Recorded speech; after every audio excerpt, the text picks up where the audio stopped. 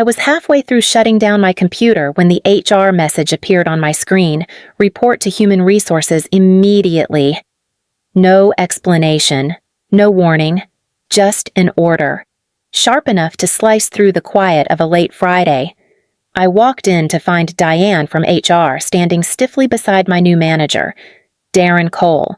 He had been transferred from the New Jersey office barely 3 weeks earlier, and he carried himself like someone who believed fear did the work for him. Diane cleared her throat and lifted a sheet of paper. Evelyn Hart, you are scheduled for overtime this Sunday. This assignment is non-negotiable. I stopped in front of them. I cannot work this Sunday, I said. I have an important appointment. Darren crossed his arms. Is that so? His voice had a practiced managerial patience that never reached his eyes. Let me make this very simple. If you do not show up Sunday morning, you are fired. Your choice, work, or find another job on Monday. He expected panic, a scramble, an apology, something. I gave him nothing. Diane slid a form across the table, a thick, pre-printed document with a header that read, Voluntary Overtime Agreement.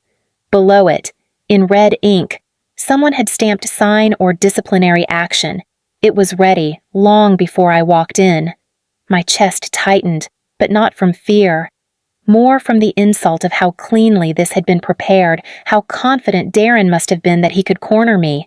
I picked up the paper, skimmed the lines, then set it gently back on the table.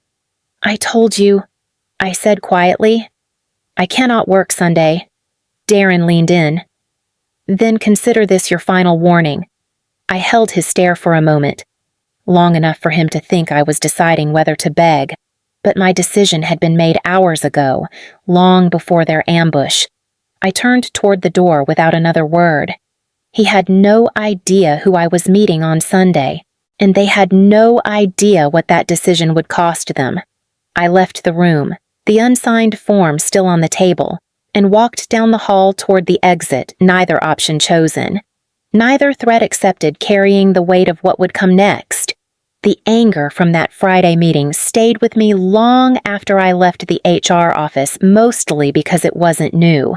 It was just the latest cut in a pattern I had lived with for years at HarborEast Logistics, ever since I first started there 5 years ago. Back then, I loved the work. My old manager, Martin Blake, trusted me, pushed me, and celebrated every win without needing his name stamped across it. He once told me, Evelyn, you're the person I send in when a client is already halfway out the door, and he meant it as a compliment. I spent countless late nights restructuring contracts, fixing broken communication lines, and showing up on weekends because I believed the effort mattered. And it did. HarborEast kept accounts other firms would have lost. Everything shifted the week Darren Cole arrived. The first thing he did was call a team meeting. He didn't bother learning names before announcing, overtime is no longer optional. If you want stability, you show commitment. He said it with a smile like he expected applause. The next change came quietly. Critiques that used to be private now happened in front of whoever happened to be in earshot. One morning, after I saved a multi-million-dollar client from withdrawing, I overheard him mutter to someone, "She is competent, sure, but definitely overrated." He didn't bother lowering his voice. At first, people tried warning me gently. Evelyn, my co-worker Lena whispered during lunch one day, "He's pushing senior staff out. He brought 2 people from New Jersey before coming here. Both women in our department suddenly left after performance reviews." I froze with my fork halfway to my mouth. Both women. Lena nodded. He makes it look voluntary.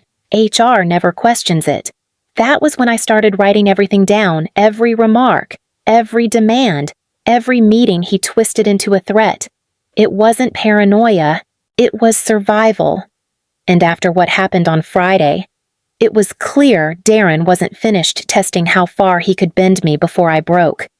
The truth behind my refusal to work on Sunday was never about rest. It was about the meeting I had agreed to days earlier, the one that could decide the future of HarborEast Logistics and my place inside it. I arrived early at the quiet office suite overlooking the harbor. my nerves steady only because I had rehearsed every detail. When the door opened, Charles Alden, the Chief Executive Officer of Alden Marine Group, stepped inside with his Chief Financial Officer close behind. Alden Marine was one of the largest cargo clients on the entire East Coast, worth millions in long-term contracts, and he had asked for me personally. "Evelyn," he said, shaking my hand with direct sincerity. "Thank you for making the time. I know a Sunday meeting is unusual. I understand the importance." I replied, "I am glad to be here." He motioned for me to sit. "We are evaluating all contract renewals this quarter. The decisions we make will affect partners across multiple states. HarborEast has always delivered well under your guidance. But," he paused, lowering his voice, "recently, there have been issues." I felt the shift in the room immediately. "Issues in what way?" Charles exchanged a look with his Chief Financial Officer. "We have submitted several concerns to your leadership. None received responses. One message was marked read and then deleted the same day." My breath tightened. "I never saw any of those messages." "I assumed as much," he said. "That is why we requested you directly. We trust your transparency more than what we have observed from HarborEast's new management." He leaned forward. "Evelyn, I need your honest insight before I decide whether to continue our partnership. Your company is at a crossroads, and you may be, too." His words settled over me with weight I had expected and yet still felt unprepared for. If Alden Marine walked away, HarborEast would lose everything I had built. And if they were this alarmed, then Darren had been hiding far more from senior leadership than just a series of Sunday ultimatums. By Saturday morning, the fallout from my refusal had already arrived in my inbox. The subject line was blunt enough to jolt me fully awake. "Failure to comply may affect employment status." Under it sat a thread from Darren Cole, copying HR as if he were documenting a crime. "Please confirm Evelyn's attendance on Sunday," he wrote. "This must be resolved immediately."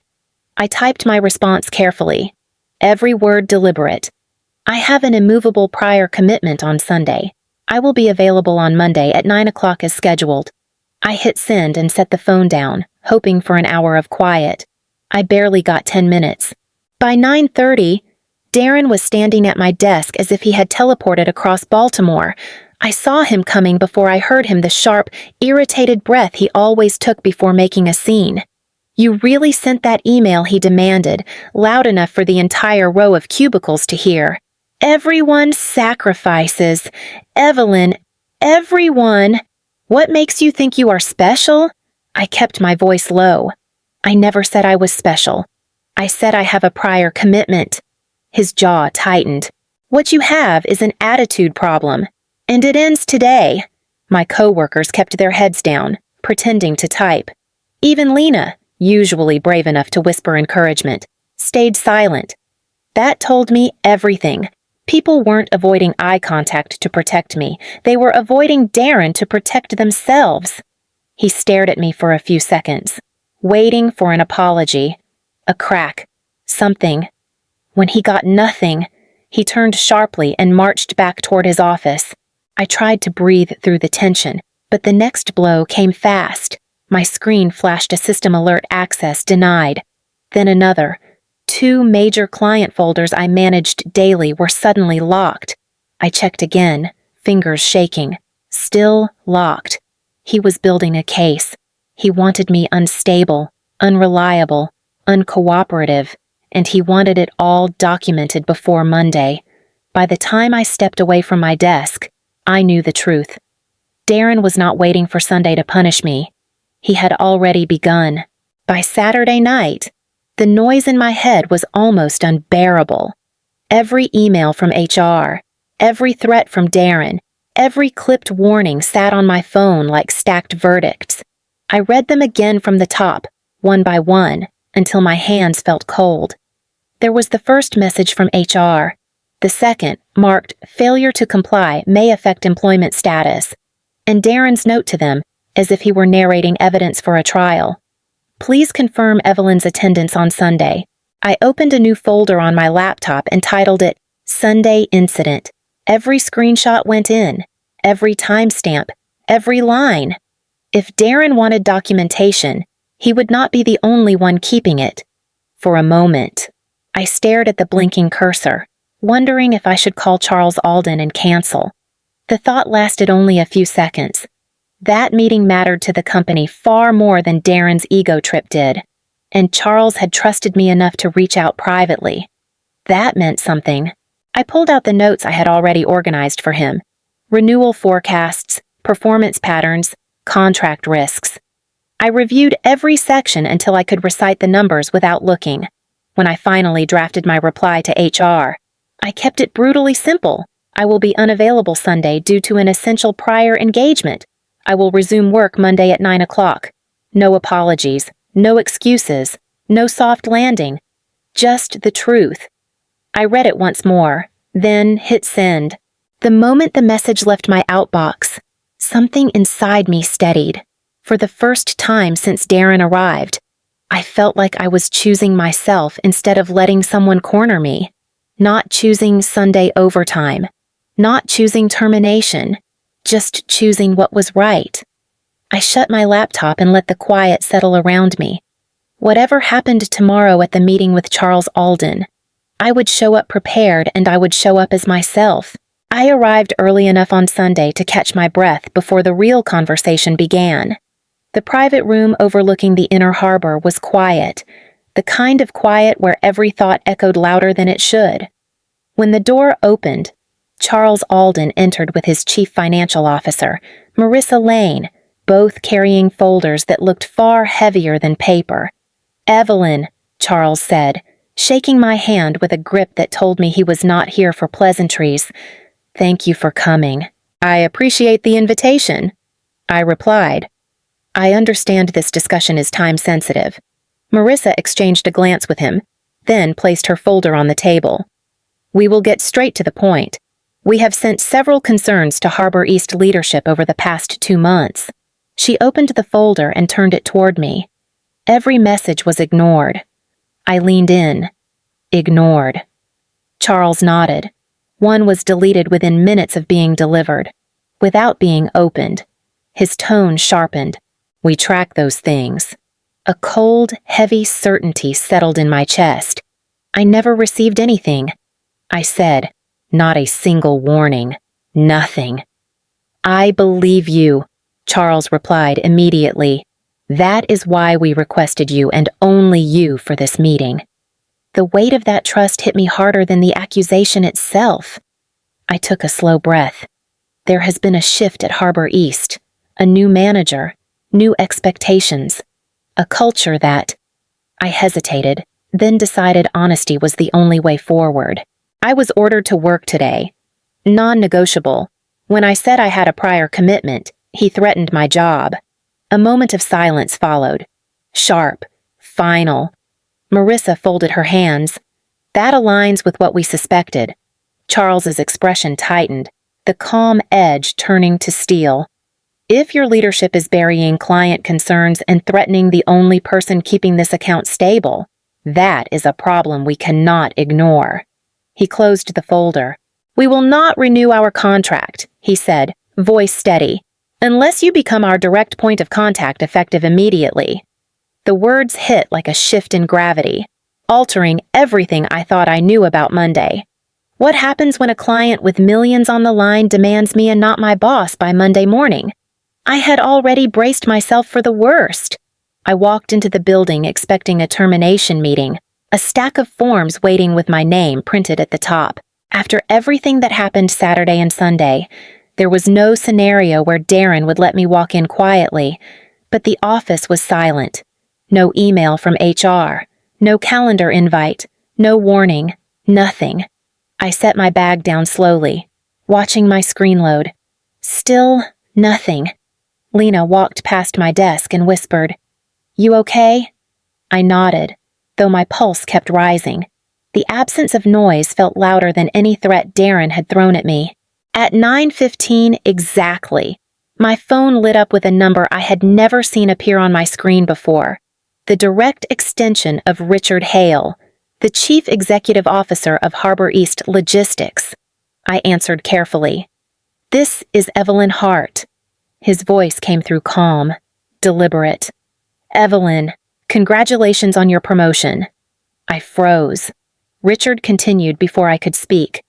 "Please come to the executive floor, not human resources, directly to my office." Then the line clicked off. I stood, trying not to show the shock spreading through me, and walked toward the elevators. The air shifted as soon as I reached the hallway leading to management's offices. That was when I saw it. Darren's office door was shut. His nameplate was gone. A security guard stood beside the door, arms crossed, eyes fixed straight ahead. Lena had followed at a distance. "What happened?" she whispered. "I don't know," I said quietly. But the tremor in her voice told me she already sensed that something had detonated overnight, something big enough to wipe Darren's name off the wall before the workday even started. As I stepped into the executive corridor, co-workers peeked over their monitors, whispering my name like it didn't belong to the same person who'd been threatened 48 hours earlier. Whatever had happened between Sunday evening and Monday morning had rewritten the entire hierarchy of this place, and the CEO was waiting to tell me why. Richard Hale's assistant opened the glass door to the boardroom with a quiet gesture for me to enter. Inside, the air felt sharper, heavier, like everyone had been waiting for me. HR Director Diane sat rigidly at one end of the table. Beside her, 2 members of the legal department had laptops open, and at the head sat Richard, hands folded, gaze level. "Evelyn," he said, motioning to the chair closest to him. "Please sit. We have a great deal to discuss." The door closed behind me. The silence held for a beat before Richard lifted a printed email, one I recognized instantly. This was forwarded to me last night from Charles Alden. He read aloud, his voice steady. "We demand Evelyn Hart as our exclusive point of contact moving forward. We also request immediate removal of the manager who obstructed today's meeting and failed to address repeated client concerns." Richard set the paper down. "There is more, but that is the essence." Diane shifted uncomfortably. "Legal counsel..." Mr. Kingston cleared his throat. "We conducted an internal audit early this morning. Several client review reports under Darren Cole's management were altered. Performance issues were concealed. Metrics were inflated. This was not a clerical error," Diane added. "We also uncovered multiple pending complaints against him, including harassment and retaliation, none of which were escalated properly." I felt my breath settle into something still, something quiet. The truth was finally in daylight. Richard leaned back. "HarborEast Logistics cannot and will not tolerate any of this." His words landed with finality. "Darren Cole has been terminated effective immediately." The room stayed silent, the weight of the announcement settling into every corner. Then Richard turned his attention fully to me. "Evelyn, Alden Marine wants you leading their account exclusively. Given your performance, your integrity, and the trust you have earned, we would like to offer you the position of Director of Client Strategy, reporting directly to the Chief Operating Officer." My pulse steadied not from shock, but from clarity. Everything Darren tried to bury had brought me right here, and now I had to decide how to step into a leadership role built on surviving his storm. My first week as Director of Client Strategy felt like stepping onto unfamiliar ground.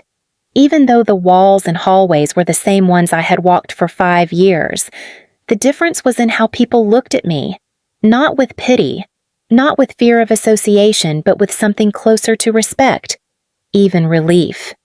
On my first morning in the new role, I gathered my team in the small conference room outside my office.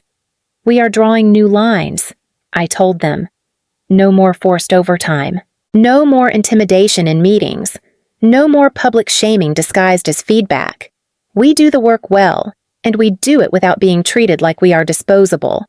A few people exchanged glances, unsure if they were allowed to smile. Then Lena let out a breath she had probably held for months. "Thank you," she said. We needed someone who would actually say that out loud. I became the first woman in more than 10 years to lead a client strategy division at HarborEast, something Richard mentioned during a brief check-in. "You earned this," he told me. Not because of the fallout with Darren, but because of how you handled everything before and after it. Later that week, I met with Charles Alden and his chief financial officer to finalize the new partnership structure. As we reviewed projections, Charles paused and looked at me with a quiet certainty.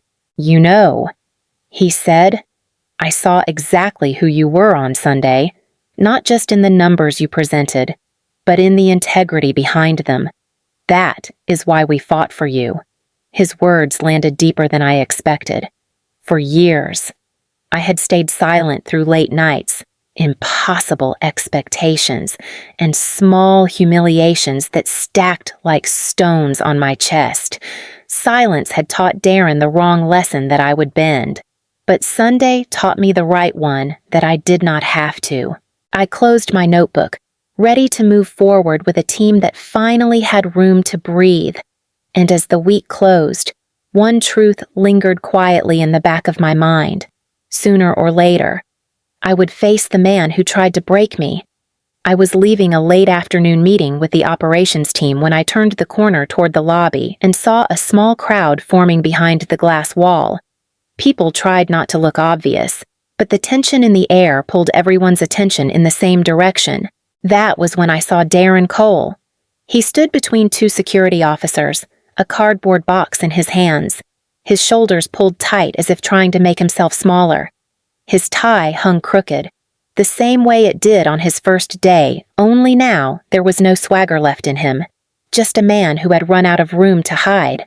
One of the officers gestured toward the revolving doors. "This way, sir." Darren walked forward without lifting his eyes, without the clipped tone, without the false authority. He passed close enough that I could hear his uneven breathing, but he never looked at me. He did not have to. I did not say a word. I did not need to. The silence between us said everything what he had tried to do, who he had tried to break, and what finally brought him down. His exit was quiet, almost gentle, like someone shutting a door that should never have been opened in the first place. After he disappeared outside, people slipped back to their desks, pretending they had not been watching. I walked to my office, the soft hum of the building settling around me again. Minutes later, my phone vibrated with a message from Richard Hale, the chief executive officer. "Alden renewed for 5 years. Thank you." Just one line. Enough to mark the end of one chapter and the start of something new. I sat down at my desk, opened a blank email, and addressed it to myself. The message was short.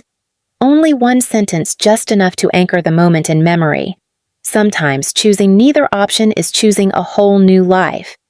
I hit send, closed my laptop, and stood up feeling lighter than I had in years. The storm had passed. The path ahead was finally mine to walk.